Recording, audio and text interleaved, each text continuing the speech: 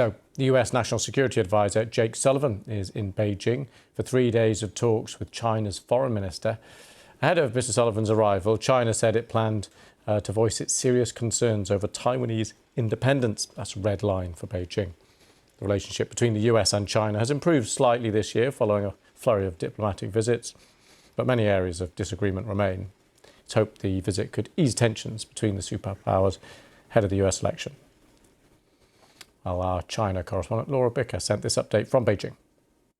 Chinese state media said before Jake Sullivan arrived that this meeting came at a critical juncture in US-China relations, and there are certainly a lot of differences between the two. The key to these meetings is to try to manage those differences. Beijing, ahead of time, has made their priorities clear. For them, Taiwan is the red line and will always be the red line. They maintain that the self-governing island is part of the mainland, and President Xi has vowed to retake it by force if necessary. They resist any attempts by American congressmen, American politicians to encourage Taiwanese independence. They're also furious that America has given military aid to Taiwan. Secondly, there's the South China Sea, and this is becoming a major issue in this week alone. There have been at least 3 skirmishes between Chinese Coast Guard boats and Filipino boats in the South China Sea. And this is critical because the Philippines is a key ally of the United States, and US assets, US warships come very, very close to their Chinese counterparts along the Taiwan Strait and the South China Sea.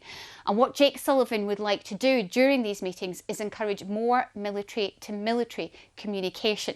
The third big issue will be on Ukraine. When the Secretary of State, US Secretary of State Antony Blinken arrived here earlier this year, he had a warning for his Chinese counterparts. He told them that if Chinese companies continued to supply Russia with components that Russia could use in its war in Ukraine, there would be consequences. America has carried out that promise. They have issued rafts of sanctions. And in fact, on the day that Jake Sullivan announced that he would be coming to Beijing, America announced another raft of sanctions against Chinese companies. Certainly when it comes to that, China denies that they are helping the Russian war effort, and they have told America to stop interfering in internal affairs. There's also the issue of trade, where the US has imposed large tariffs on everything from electric cars to solar panels. As I said, these are vast differences between the United States and China. The key is to manage them, and the key is the fact that they're even talking.